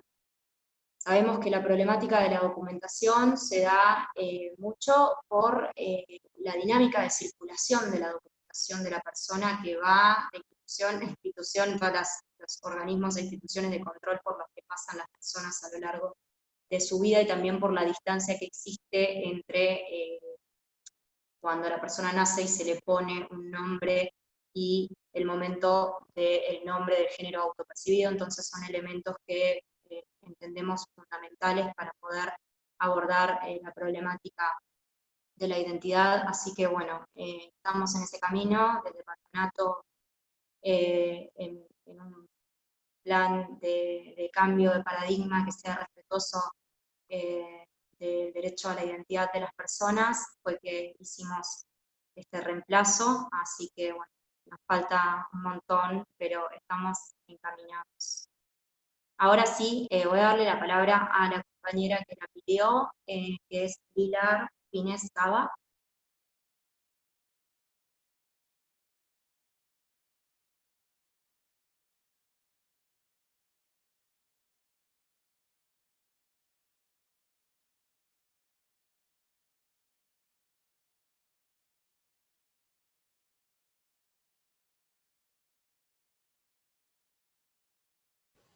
Bueno, creo que se desconectó Tanita. Bueno, entonces vamos con una pregunta. Preguntan en el chat, bueno, cualquiera de los 3 expositores que quiera responder, si los 3 quieren responder, respetemos el orden que veníamos manejando. Me preguntan, cuando hablamos con nuestro entorno, a veces es complejo problematizar el binarismo de género. ¿Podemos pensar en estrategias comunes como militantes para poder instalar el tema en la agenda? Bien, es una pregunta larga, voy a repetirla. Cuando hablamos con nuestro entorno, a veces es complejo problematizar el binarismo de género. ¿Podemos pensar en estrategias comunes como militantes para poder instalar el tema en agenda? Sí, si puedo hacer un aporte, digo, en principio me parece que tenemos que empezar a problematizar el tema hacia adentro de los entornos militantes, ¿no? Digamos, la idea, para poder sintetizar algunos conceptos, y una vez que esos conceptos estén sintetizados entre nosotros, poder estar afirmados en la discusión que queremos dar con nuestro entorno, ¿no? Digo, no sé qué entorno, si significa entorno laboral o entorno familiar, y me parece que es interesante la distinción porque en el entorno familiar se ponen en juego algunas dinámicas afectivas que a veces uno no quiere poner en riesgo por dar algunas discusiones, ¿no? Y en cambio en el entorno laboral hay leyes que cumplir respecto a las cuestiones discriminatorias y a la necesidad de receptar la identidad de género autopercibida de las personas para el trato diario en los entornos laborales y demás. Entonces me parece que es una distinción interesante, pero pero sí me parece que hay algunas cosas que tenemos que sintetizar entre nosotros, y me parece que para eso ámbitos de discusión como este están buenísimos, y después poder también darlos en las básicas, ¿no? En las básicas con todos nuestros compañeros. Yo les cuento que cuando Néstor propuso modificar el Código Civil para incluir el matrimonio igualitario, bueno, a Ariel lo conocimos ahí, el rechazo que hubo adentro de nuestras unidades básicas fue muy fuerte. A la idea del matrimonio igualitario, los chistes machistas, la idea de que quien movilizaba a bancar el matrimonio igualitario, que bancamos mucho en la calle, y éramos muchos menos de los que verdaderamente éramos en la organización, ¿no? En nuestras organizaciones, la idea de que el que iba a bancar era puto, digamos, ¿no? Eso lo pongo porque fue hace 11 años esto. Y la verdad es que avanzamos mucho, ¿no? Digamos, en temas de conceptualización y de respeto, y yo creo que también avanzamos mucho porque se instaló una nueva corrección política, y eso también hay que irlo desarmando, ¿no? Digamos, que no quede solamente una cuestión simbólica, sino que además podamos avanzar en verdaderas prácticas inclusivas de militancia y verdaderas prácticas inclusivas de discusión política. Y me parece que nosotros tenemos un ejemplo histórico que usamos muy poco, y que es muy interesante, lo tiro como estrategia, como argumento, que me parece que es muy interesante para poder usarlo, que es el hecho de que los documentos de identidad, sobre todo los pasaportes, hasta hace no mucho tiempo, incluían la categoría del color de la tez, ¿no? El color de la tez como categoría de identificación de las personas. Y eso hoy nos parece absolutamente ridículo, aunque un pasaporte diga negro o blanco, obviamente porque eso está importado de una discusión o de una forma de categorización de las personas yanqui, y que se puso en discusión porque los feminismos negros, pero los activismos negros en general pusieron en discusión la categoría de negro como una categoría de identificación de las personas, y se politizó la raza, y se politizó la discriminación por razones de raza, y se logró eliminar las categorías identificatorias en las documentaciones. Bueno, la cuestión del género es tan aleatoria, ¿no? Como la cuestión del color de la tez, porque la realidad es que los géneros asignados según el sexo tampoco reconocen la realidad del sexo, porque el intersex es una genitalidad existente. Entonces, digamos, cuando empezamos a problematizar y decimos, bueno, mirá, esto que parecía tan natural de categorizar a las personas por el color de la piel hasta hace muy pocos años, hoy nos parece absolutamente ridículo, como nos parece absolutamente ridículo que las mujeres no voten. Bueno, digamos, hay cosas que vamos avanzando en las discusiones, y me parece que es interesante ir pensando cómo como sociedad nos vamos alejando de las categorías identitarias inflexibles, ¿no? Y el Estado va yendo a buscar la heterogeneidad como un bien social, ¿no? La heterogeneidad como algo interesante y a celebrar. Obviamente los proyectos populares, ¿no? No están en el Estado. Los proyectos antipopulares por general suelen ir hacia la uniformidad, hacia la homogeneización y hacia las políticas que no celebran la diversidad, sino todo lo contrario. Entonces me parece que esa es una línea del tiempo interesante como para plantearse los objetos, como para plantearlo en términos sociales. ¿A vos qué te parecería que en el documento diga que tenés las orejas chicas? No sé, digo, ¿no? Digo, ir en esa lógica, y después me parece que ahí tenemos una discusión que yo la vengo planteando sobre todo en ámbitos militantes, porque la verdad es que no tengo la respuesta, pero como trabajadora del Estado, como funcionaria, la pregunta es, ¿somos abolicionistas del género? ¿O somos celebratorios de las identidades sexogenéricas autopercibidas, pero nos interesa la categorización, ¿no? Digamos, esta idea es una idea que no sé si se entiende la pregunta, porque es un poco compleja, pero sí es cierto que si seguimos activistas queer, ¿no? O lecturas quizás más europeas, pareciera ser que la línea es hacia la abolición del género, ¿no? Entonces, eliminar el género como categoría identitaria de las personas.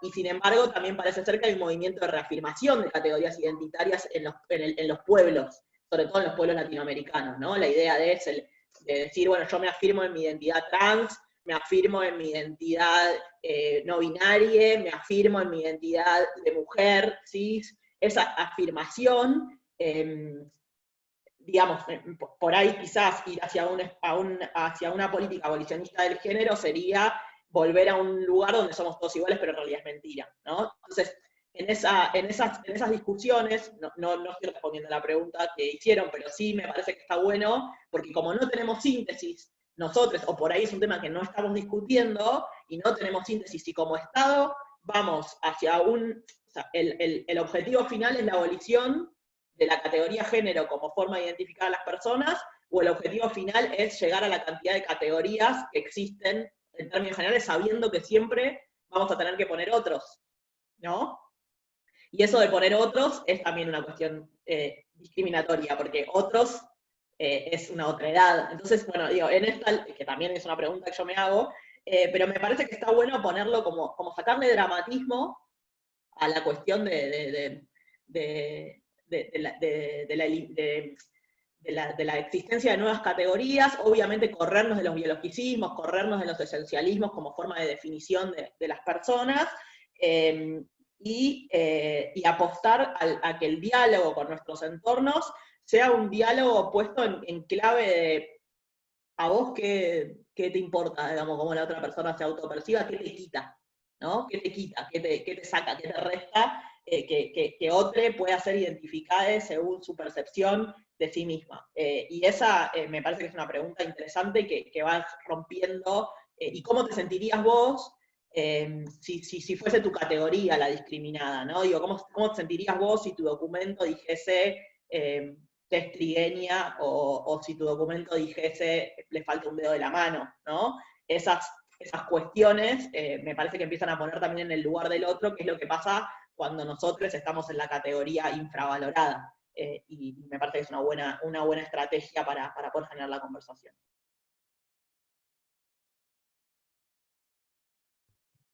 Bueno, súper claro igual lo que dijo Lucía. Lo que sí me gustaría agregar es que es importante esto que decía de tener discusiones, digamos, dentro de las organizaciones, y también una discusión interna con cada uno, digamos, ¿no?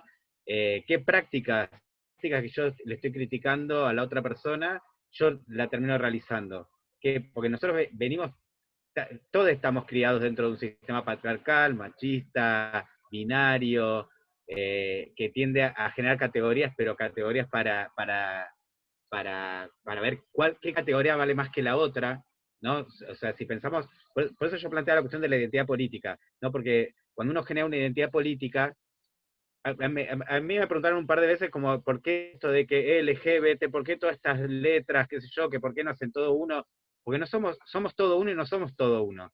Pero porque cada letrita que con menosprecio, tiene su recorrido político, su identidad, su necesidad de reclamo, que no es que es incompatible con la mía, ¿sí? Pero sí hay cierta identidad. O sea, mi identidad es puto, porque yo me considero ese lugar político, social, cultural, del cual me quiero parar, mirar la vida y militarla, ¿sí? Pero lo cual no quita que mi identidad sea más valorable que otra identidad.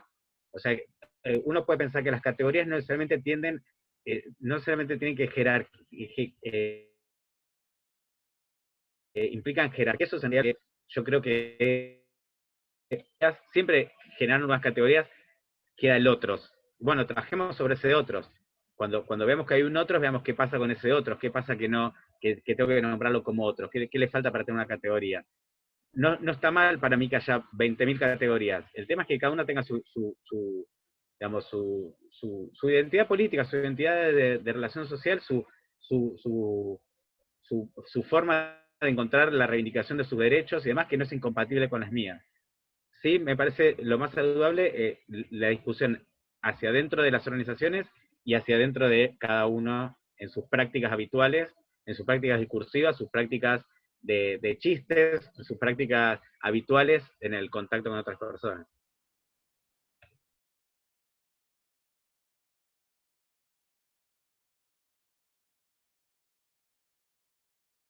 Bueno, muchas gracias. Sí, me parece fundamental el tema de la responsabilidad de cada uno de poder replantearse y cuestionarse, y a sus amigues y compañeros y familiares, estas cuestiones. Vamos a leer la próxima pregunta. Me preguntan cómo sienten que influyó el modelo neoliberal en la diversidad y en la persecución a la comunidad, y cómo podemos contrarrestar esos efectos negativos, ¿sí? Voy a volver a leerla. ¿Cómo sienten que influyó el modelo neoliberal en la diversidad y en la persecución a la comunidad? ¿Y cómo podemos contrarrestar esos efectos negativos?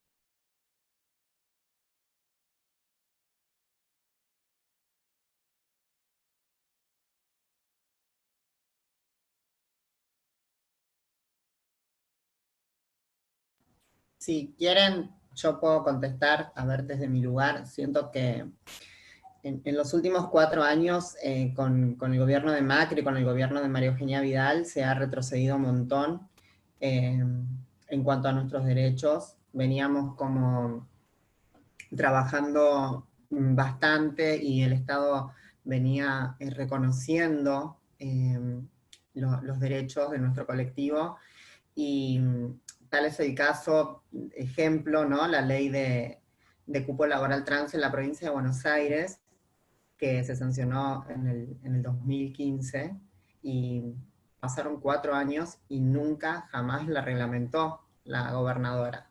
El último día antes de irse la reglamentó, pero nunca hizo nada, y eso también, digamos, habla por sí solo, ¿no?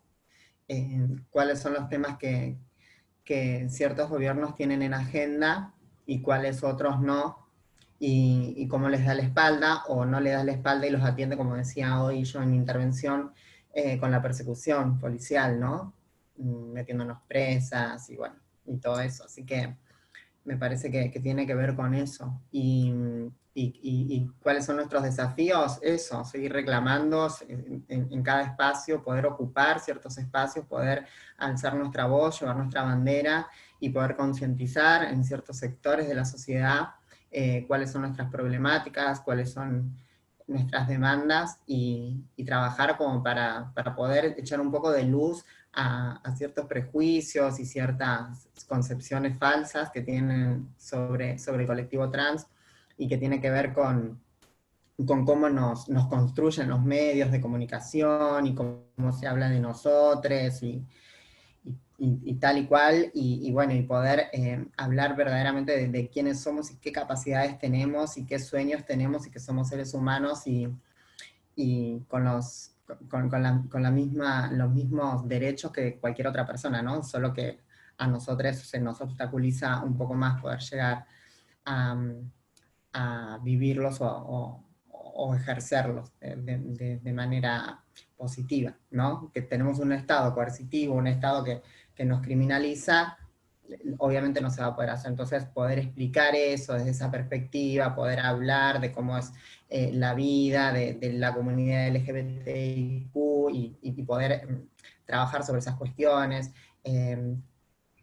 generar como ciertas ganas en la población de aprender sobre estas cuestiones, que se aplique la ley de educación sexual integral, como para poder también salir de ciertos tabúes y ciertas creencias falsas. Me parece que va por ese lado el desafío.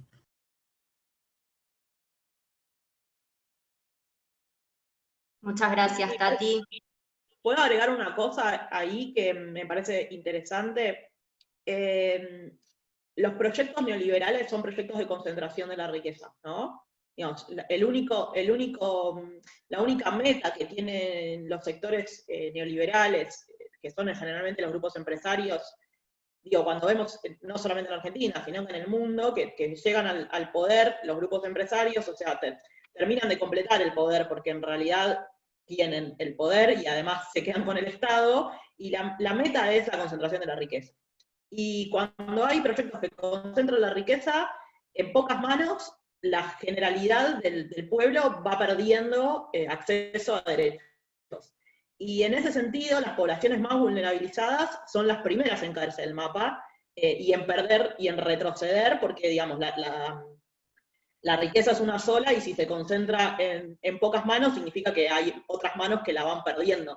Entonces, para poder generar proyectos de autonomías e independencias personales de todas las personas, de todas las identidades que están en nuestra sociedad, lo que hay que buscar son proyectos de redistribución de la riqueza. Y los proyectos de redistribución de la riqueza son nacionales y populares. Entonces, digo, me parece que más allá de que después estos proyectos nacionales y populares pueden reivindicar o no, además, los derechos sexuales, reproductivos, los derechos sociales, los derechos culturales de las mujeres y la población LGTBI, más allá de eso, digo, como que ahí tenés otras características, ¿no? Porque los proyectos nacionales y populares pueden ser de corte conservador también, respecto de las cuestiones de la diversidad sexual. Lo cierto es que los proyectos neoliberales nunca van a apostar a la redistribución de la riqueza y por lo tanto al aporte a las autonomías, aunque tengan una agenda liberal, entre comillas, respecto de lo sexual o respecto de lo cultural.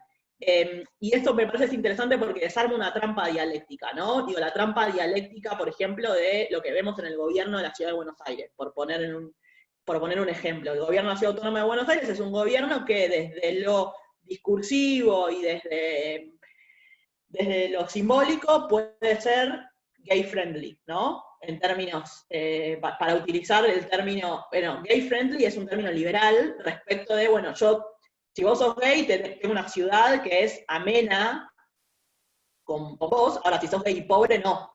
Y ahí es donde nosotros también reivindicamos un feminismo, que es el feminismo interseccional, que reconoce que no existe en la sociedad una sola opresión, que es la opresión de género, sino que existen diversas opresiones que se acumulan de distintas formas en las distintas corporalidades. Y eso, por eso nosotros somos un feminismo que está dentro de un proyecto de país. Y nosotros somos un feminismo que reivindica una forma de comprender la sociedad, y construimos un feminismo en el marco de ese proyecto de país. Y me parece importante ponerlo así porque cuando lo planteamos en términos económicos, también es más fácil de explicar, ¿no? Vinculando con la pregunta anterior. Entonces, sabemos que, digamos, no nos vamos a realizar en una comunidad que no se realiza, lo dijo el general, y además de eso, sabemos que los proyectos de concentración de la riqueza solamente le deparan a quien necesita del Estado para poder cumplir con sus metas y sus proyectos de vida, exclusión, y los proyectos que necesitamos las mujeres y las identidades LGTBI son los proyectos de redistribución de la riqueza con perspectiva feminista, ¿no? Comprendiendo especialmente que hay que abonar a la autonomía de estas poblaciones, que son poblaciones habitualmente por fuera de los esquemas formales de trabajo, por fuera de los esquemas formales educativos y por fuera de los esquemas formales de salud.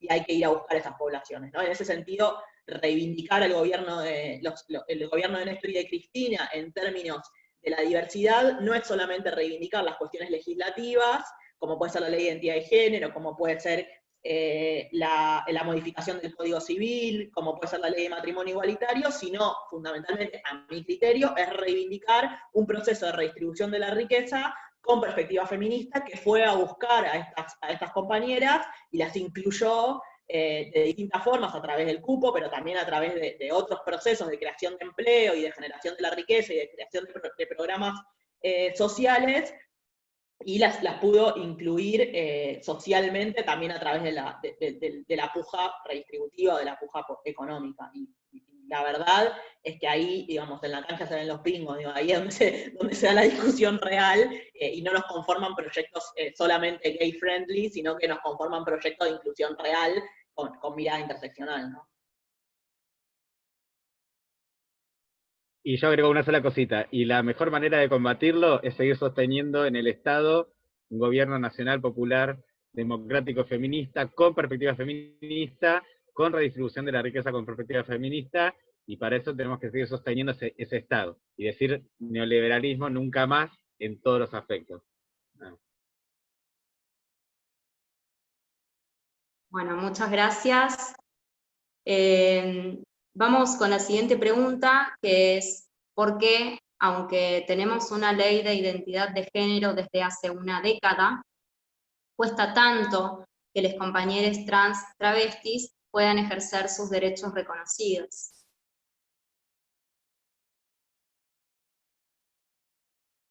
Voy a volver a repetirla.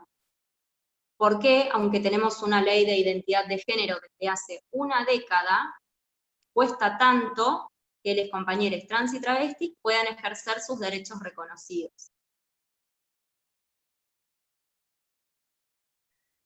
Es lo que todos nos preguntamos. ¿Por qué? No, yo creo que la tiene que contestar. Yo tengo una idea, pero creo que la tiene que contestar Tati. Sí, obvio. A ver, repetímela, por favor. Pregunta acá una compañera, ¿por qué, aunque tenemos una ley de identidad de género desde hace una década, cuesta tanto que los compañeros trans y travestis puedan ejercer sus derechos que han sido reconocidos en esa ley? Nuestro país es un país de vanguardia en cuanto a los derechos, en cuanto a la consecución de estas cuestiones, ¿no? La ley de identidad de género es una ley que a nivel mundial está catalogada como una de las mejores porque tiene en cuenta cuestiones de salud, bueno, un montón de cosas que realmente hacen a la identidad de la persona. Pero no siempre las sociedades están del todo maduras como para poder entender estas leyes.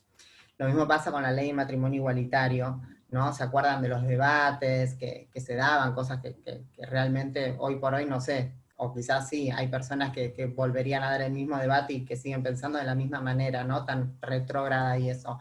Pero digo, por más que tengamos leyes, lo que hay que hacer es seguir militándola, o sea, se milita para poder conseguir que el Estado nos reconozca ciertos derechos, pero una vez que como colectivo, que como activistas conseguimos ese reconocimiento, después el trabajo se sigue haciendo y se hace día a día y en la cotidianidad, digo, ¿no? Poder dar estos debates, estas discusiones y poder poner en tela de juicio ciertos temas y poder tirar abajo ciertos tabúes y preconceptos que llevan a la vulneración de los derechos de las personas.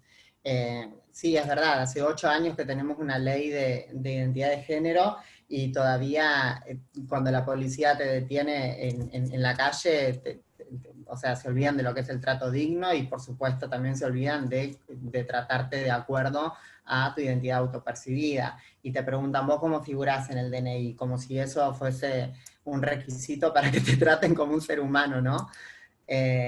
Y lo mismo pasa en los hospitales, y lo mismo sigue pasando en las escuelas, y me parece que es un proceso cultural de maduración de la sociedad, y que, bueno, ahí nosotros tenemos un rol fundamental, como militantes, como activistas, de poder dar a conocer estas cuestiones, de poder charlarlas, de poder abordarlas, de trabajarlas, de militarlas, en definitiva. Parece que va por ese lado.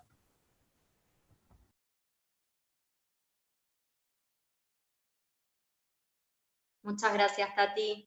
Tengo una pregunta para Lucy, que es, ¿qué implica pensar en políticas económicas para las mujeres y diversidades? ¿Qué implica pensar en políticas económicas para las mujeres y diversidades? Bueno, esto que un poco que yo decía antes, ¿no? Digo, la idea de que necesitamos una política proactiva en términos económicos de inclusión.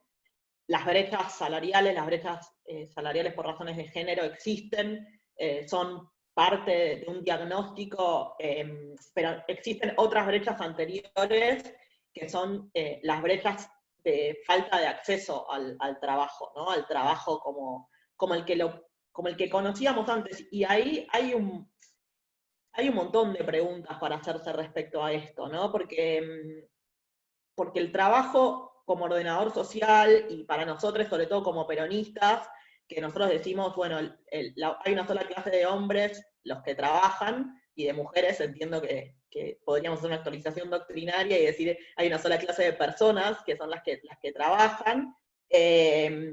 Obviamente nos planta como movimiento en una posición política, que es, bueno, nos paramos por fuera de la lucha de clases y planteamos una idea social de movilidad social ascendente y, digamos, y aspiracionalmente una sociedad constituida con una fuerte clase media, ¿no? Ese sería el ideal peronista con el que Perón dijo hay una sola clase de personas que son las que trabajan.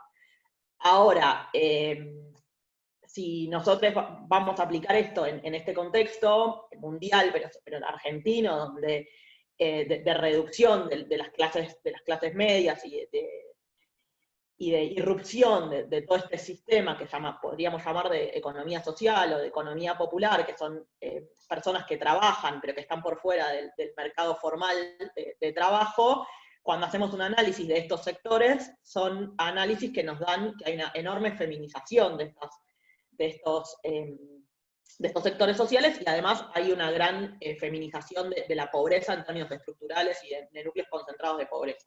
Entonces, digamos, hacer política económica significa reconocer esto, y significa que reconocer esto está anclado a la realización de trabajos de cuidado obligatorios y no asalariados por parte de estos sectores. Y bueno, y esta idea y esta perspectiva nos lleva a plantearnos un montón de otras preguntas. Yo en ese sentido tengo una mirada que es una mirada sobre todo crítica respecto de los feminismos, con esta idea de feminismos populares, como si la idea de feminismos populares fuese una resignación a que nuestras únicas posibilidades están dentro del marco de la economía popular o de la economía social, y como si la economía popular o la economía social fuese un compartimento estanco del cual no podemos salir y no podemos ir buscando formas de formalización, valga la redundancia, de estos espacios laborales. Me explico, digamos, de ampliación de derechos y de derechos laborales para quienes trabajan en los sectores informales, y sobre todo para quienes trabajan no asalariadamente en trabajos de cuidado. Entonces, me parece que en este sentido hemos hecho un avance muy grande y que ha pasado muy desapercibido cuando hace 3 meses la mesa interministerial a nivel nacional, la mesa interministerial de cuidados, saca un documento diciendo que los cuidados son trabajo y por lo tanto deben ser reconocidos por el Estado como tal y deben ser no solamente asalariados, sino sobre todo en el marco, puestos en el marco de derechos laborales.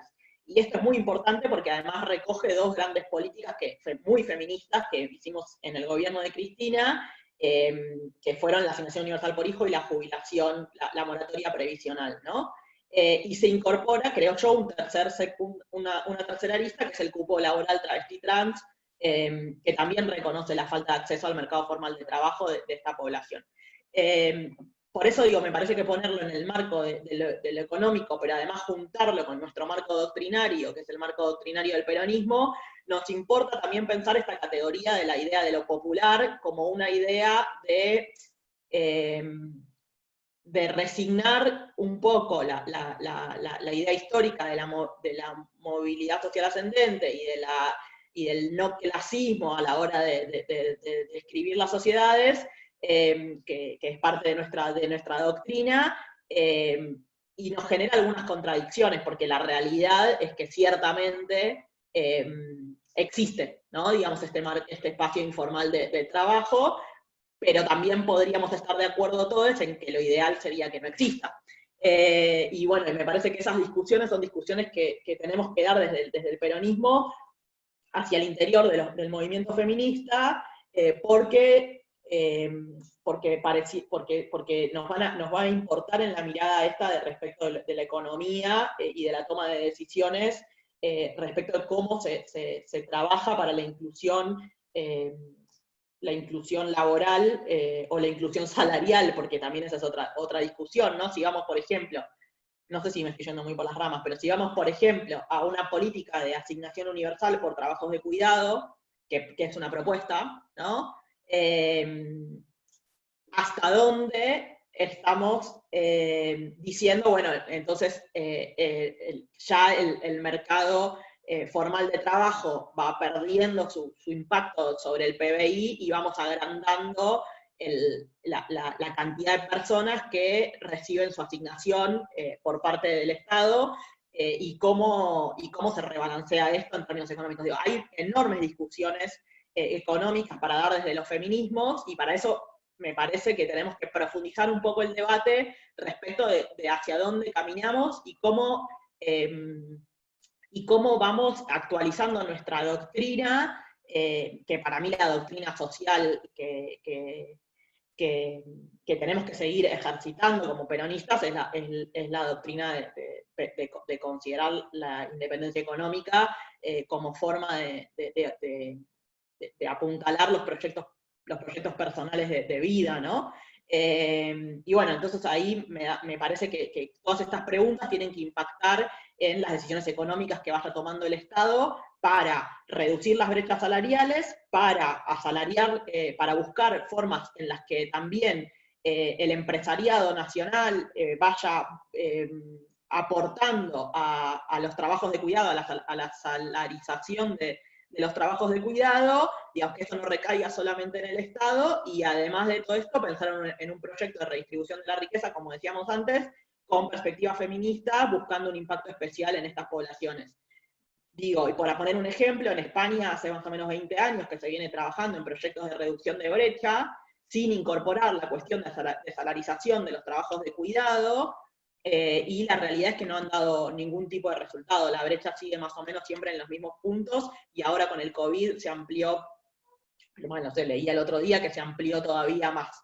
Entonces digo, si no hay un trabajo por parte del Estado que apunte a la salarización de los trabajos de cuidado, es muy difícil reducir las brechas que sí se dan en el mercado formal, y también tenemos que ver cómo readecuamos nuestra mirada social cuando el trabajo formal pareciera ser que se achica, y lo que se agranda es todo lo que está por fuera de eso, que si bien no sería deseable, es existente. Bueno, nada, no sé, más preguntas que respuestas.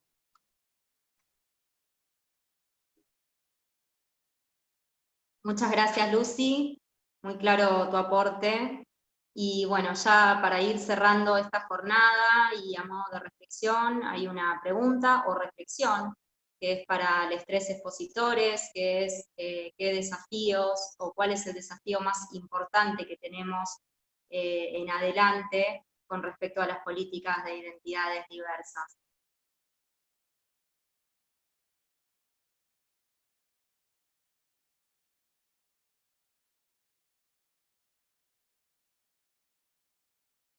Bueno, en la provincia, la aplicación del cupo laboral, tenemos enormes desafíos. Por ejemplo, no sabemos cuánta gente trabaja en el Estado de la provincia de Buenos Aires. Para que haya un diagnóstico de base. Nadie sabe cuánta gente trabaja en el Estado de la provincia de Buenos Aires.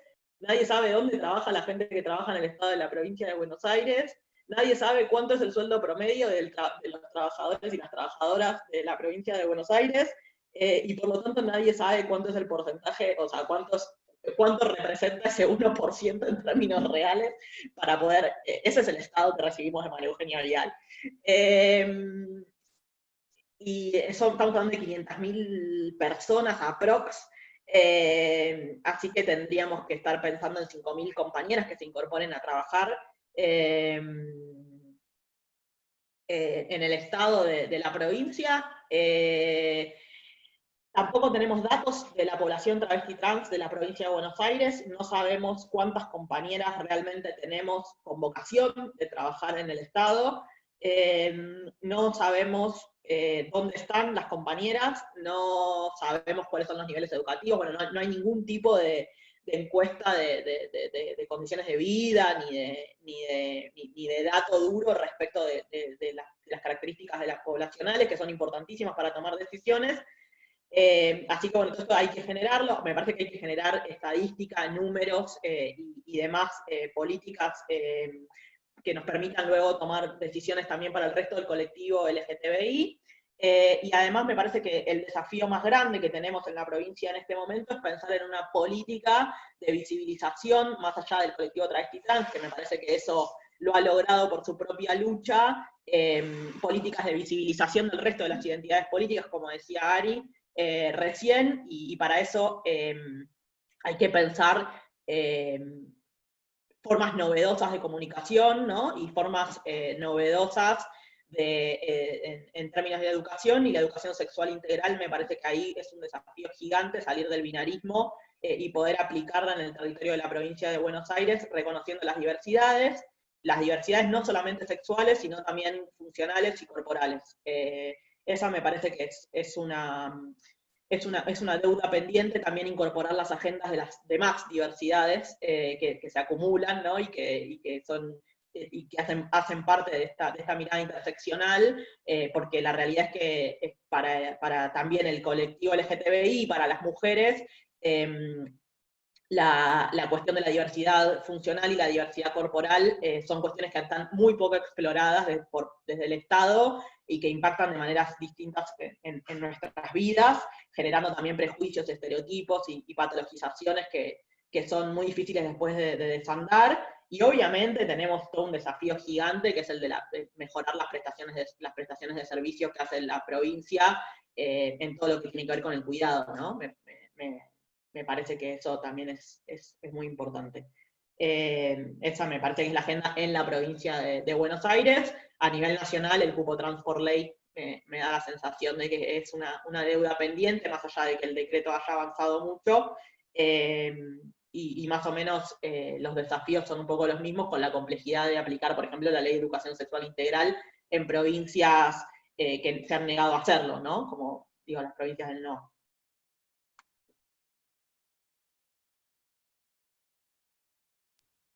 Bueno, sigo yo, así seguimos con el orden anterior.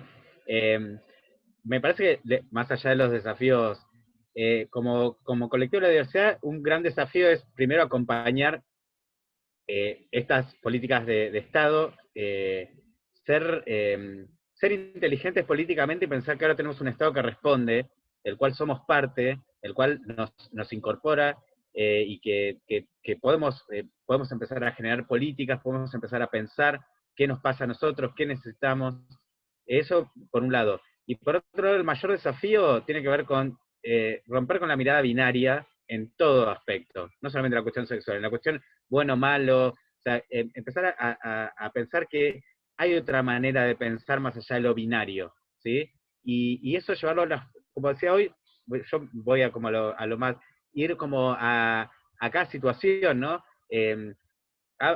Quiero hacer un comentario mínimo de lo del otro día del patronato de liberados, porque estuve participando en el Zoom, y estuvo muy bueno porque en un momento Flor Pidarelli agarra y dice, bueno, esto es nuestro pequeño aporte, como mínimo, y Daniela Castro, la directora de diversidad sexual del ministerio, le dice, es un aporte para la identidad. Entonces también tenemos que pensar eso, que cada aporte que podamos hacer para respetar, para valorar, para hacer que una persona se sienta más íntegra en su identidad, cualquier aporte que parezca mínimo, llevémoslo adelante y abracémonos bueno, ahora no, ahora codémonos, no sé cómo decirlo, pero ahora acerquémonos entre en las distintas áreas, en los distintos lugares que estemos militando, en los distintos lugares donde tengamos que interactuar, como dentro del Estado, fuera del Estado, en un club de barrio, cuando vamos a militar en un territorio, tratemos de pensar desde ese lugar, de un lugar no binario, de un lugar de no pensar categorías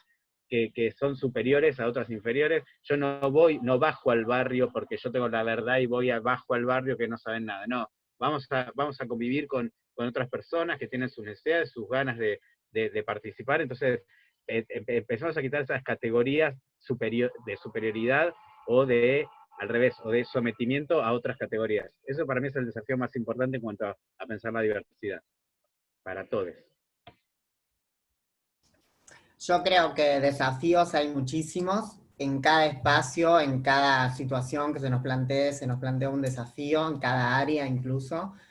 Así que me parece que más que pensar en desafíos, hay que pensar en estrategias políticas para poder ir consiguiendo cada vez más reconocimiento en cuanto a nuestros derechos. Digo, a corto plazo tenemos este año, ya queda poco, y el año que viene es un año electoral, por lo tanto, trabajar en conjunto para que se apruebe, o aunque sea se pueda tratar en comisiones y después en el recinto, la ley de cupo e inclusión laboral travesti trans a nivel nacional, me parece que es importantísimo y me parece que va a ser un punto de inflexión, un cambio de paradigma muy grande, pero después hay otros lugares en los cuales también hay que trabajar y se nos plantean un montón de desafíos. Bueno, de lo que hablábamos hoy, por ejemplo, de la cuestión del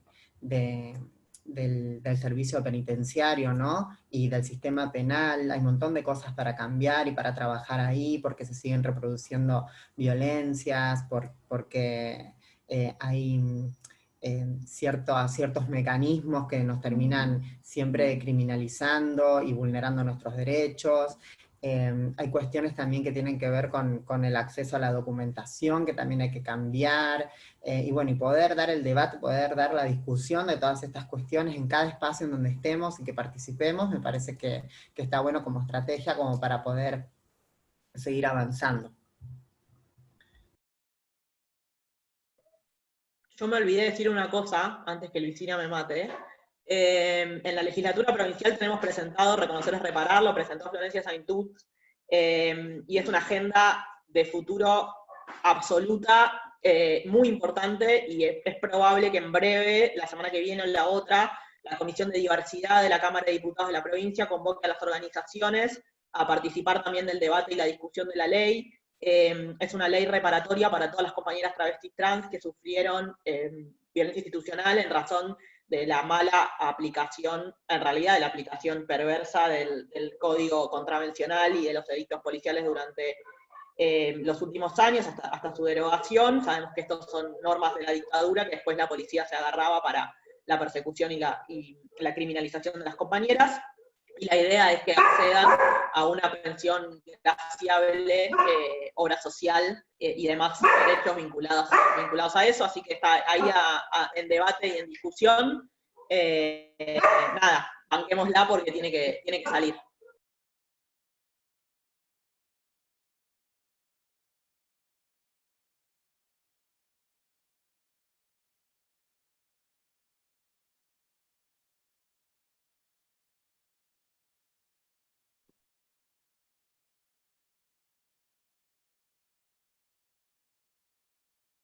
Ay, bueno, muchas gracias. Fueron muy claros sus aportes. Ya para ir cerrando esta jornada, vuelvo a dar agradecimiento desde el Voluntariado Universitario La Reja, a Lucy, a Ariel y a Tatiana por haber hecho tan valioso aporte cada uno desde su lugar, desde la militancia, desde el activismo y desde el Estado. Súper importante toda la información para este ciclo de formación precisamente de derechos humanos. Así que, bueno, consideramos de fundamental importancia poder debatir acerca de estas temáticas que nos interpelan como militantes y trabajadores de derechos humanos. Todos estamos en el mismo camino, y les invito a seguir participando de este ciclo de formación, así que estén atentos a nuestras redes, que vamos a poner la info para los próximos encuentros, así que todos invitados a seguir participando. Muchas gracias a los expositores y a los participantes. Y nos vemos la próxima. Gracias.